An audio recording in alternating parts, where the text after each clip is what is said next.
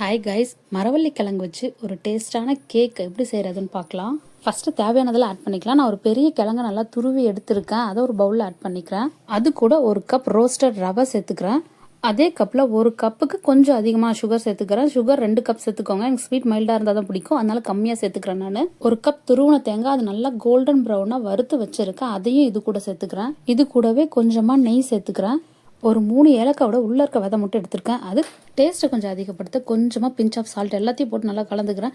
கிழங்கு வந்து கெட்டியாக இருக்கும், அதை நல்லா உடச்சி விட்டு எல்லாத்துலேயும் கலக்கிற மாதிரி கலந்துக்கோங்க. நான் ஆல்ரெடி ட்ரேயில் வந்து ஃபுல் பக்கமாக சுற்றி நெய் தேய்ச்சி விட்டுருக்கேன். இப்போ நம்ம மிக்ஸ் பண்ணது இதில் ஆட் பண்ணி நல்லா ஈவனாக இருக்க மாதிரி ஸ்ப்ரெட் பண்ணி விட்டுடலாம்.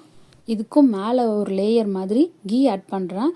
இதையும் ஃபுல்லாக நல்லா ஸ்ப்ரெட் பண்ணி விட்டுட்டு என்னென்ன நட்ஸ் நம்ம கிட்ட இருக்கோ அது எல்லாத்துலேயும் இதில் ஆட் பண்ணிக்கலாம். ஆல்ரெடி குக்கரை ஹை ஃப்ளேமில் வச்சு 10 நிமிஷம் ப்ரீ ஹீட் பண்ணியிருக்கேன். அது உள்ள ஒரு ஸ்டாண்ட் வச்சு அந்த ஸ்டாண்டு மேலே நம்மளுடைய கிழங்கு கேக் எடுத்து வச்சிடலாம். குக்கர் மூடி விசில் போடாமல் மூடலாம். நான் இந்த மூடி டைட்டாக இருக்குன்னு இதை மூடுறேன்.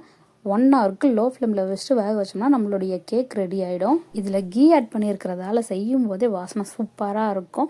ரொம்பவும் சிம்பிளாக கம்மியான இன்க்ரீடியன்ட் வச்சு செய்கிறதான் ட்ரை பண்ணுங்கள். தேங்க்யூ.